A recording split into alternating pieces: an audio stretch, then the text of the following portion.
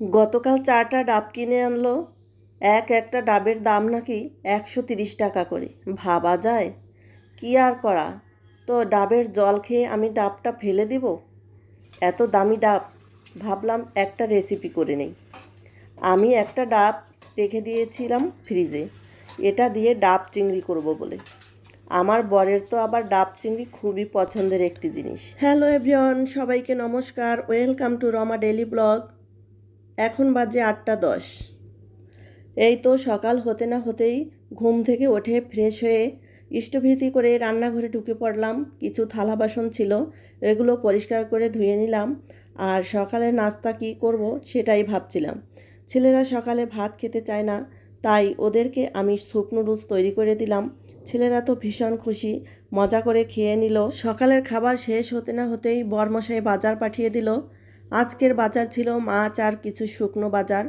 এখানে মুড়ি, আটা আর রসুন এনেছে। আমি এক এক করে মুড়ি, আটা জারে ভরে রাখলাম। তারপর চলে গেলাম মাছ কুটতে। এখানে আজ 3 রকমের মাছ আছে: নদীর চিংড়ি, বড় সাইজের পাবদা আর ট্যাংরা মাছ। এই ট্যাংরা মাছগুলোকে নাকি গুলশা ট্যাংরাও বলা হয়। আর এই নদীর চিংড়ি নাকি 1 কেজি 1500 টাকা করে নিয়েছে। আমি শুনে তো অবাক, কখনো জিজ্ঞেস করি নাই যে কত টাকা করে মাছ। আজ মাছগুলো দেখে আমার খুব ভালো লাগলো, আর তাজা ছিল বিধায় আমি জিজ্ঞেস করলাম। সব মাছগুলো আমি কেটে নিলাম। অনেক সময় লাগলো মাছগুলো কাটতে। মাছগুলো পরিষ্কার করে ধুয়ে নিলাম। যতই ধুই ততই ময়লা বের হয়। লবণ দিয়ে ঘষে ঘষে যতটা সম্ভব ধুয়ে নিয়েছি। সবগুলো মাছ ধুয়ে কিছুটা রেখে দিলাম রান্না করার জন্য, আর বাকিটা বক্সে করে ফ্রিজে রেখে দিলাম। এভাবে বক্সে করে মাছ রাখলে মাছগুলো একদম ঠিকঠাক থাকে।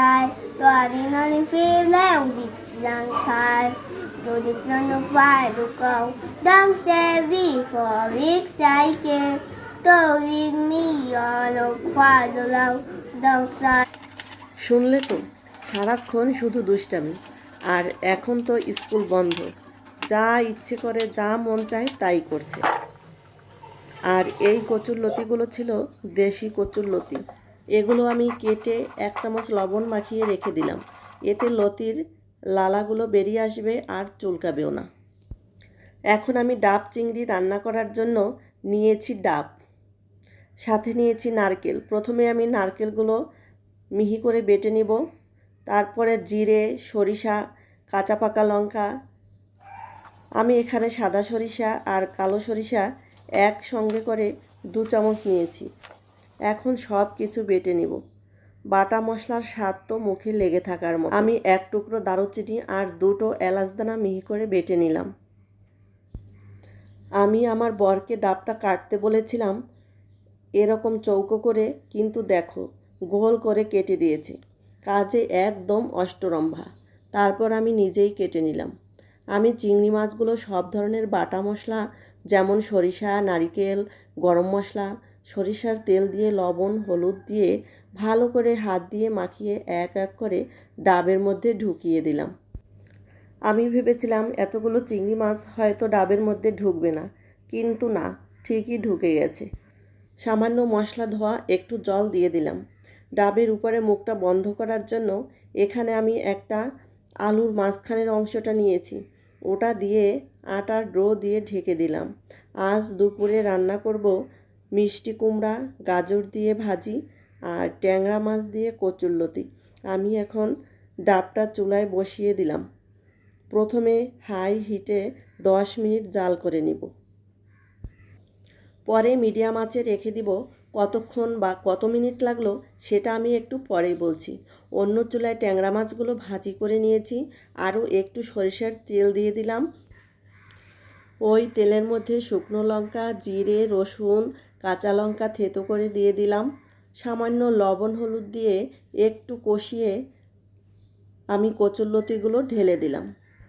কিছুক্ষণ লতিগুলো ঢাকনা দিয়ে ঢেকে ঢেকে ভেজে নিতে হবে। তারপর পরিমাণ মতো জল দিতে হবে। এদিকে আমার ডাব চিংড়ি হয়ে গেছে। আমি চুলার আঁচটা বন্ধ করে দিয়ে দিলাম। এভাবে আমি রেখে দিব যতক্ষণ না আমার রান্না শেষ না হয়। লতি সিদ্ধ হয়ে গেছে। এবার মাছগুলো দিয়ে আরও কিছুক্ষণ ফুটিয়ে নামিয়ে নিলাম। ওই কড়াইতেই আমি কুমড়ো ভাজিটাও করে নিব। এজন্য আমি পেঁয়াজ, রসুন, জিরে, কাঁচা লঙ্কা থেতো করে দিয়ে একটু ভেজে কুমড়োগুলো বসিয়ে দিলাম। এখন আমি চলে গেলাম আমার ঘরটা গোছানোর জন্য। আজ রান্না করতে করতে অনেক দেরি হয়ে গেল, প্রায় 2:30টা বেজে গেছে। বিছানার চাদরটা পাল্টে নিলাম। ছেলেরা এতটা দুষ্টামি করে, বিছানার চাদরটা 1 মিনিটও ঠিক থাকে না। আমার ছেলেরাই এমনটা করে নাকি অন্য কোনো বাচ্চারাও এরকম করে আমার জানা নেই। ঘরটা ঝাড়ু দিয়ে সব পরিপাটি করে চলে এলাম খাবার দেওয়ার জন্য। আজ সবার ভীষণ ক্ষুধা পেয়েছে, তাই ডাবের ভিতর চিংড়ি মাছটা বের করে নিলাম। চিংড়ি মাছটা বের করার সময় এত সুন্দর স্মেল বের হচ্ছে, মনে হচ্ছে এখনই খেয়ে ফেলি। একদম পারফেক্ট। তো সবাইকে খাবার দিয়ে আমি স্নান করে খেতে বসে পড়েছি। আমার খাওয়াটাই শুধু দেখালাম। সবাই আজ মজা করে খেয়েছে। আর এই দেখো আমার ছোট বাবুটা, ওর মুখে এত ভালো লেগেছে, ওর নাকি আজ পেটেই ভরে না। তাই একবার খাওয়া শেষ করে আবার আমার সঙ্গে খেয়ে নিল। আজ এ পর্যন্তই। আজকের মতো বিদায় নিচ্ছি। দেখা হবে অন্য কোনো দিন, অন্য কোনো ভিডিওতে।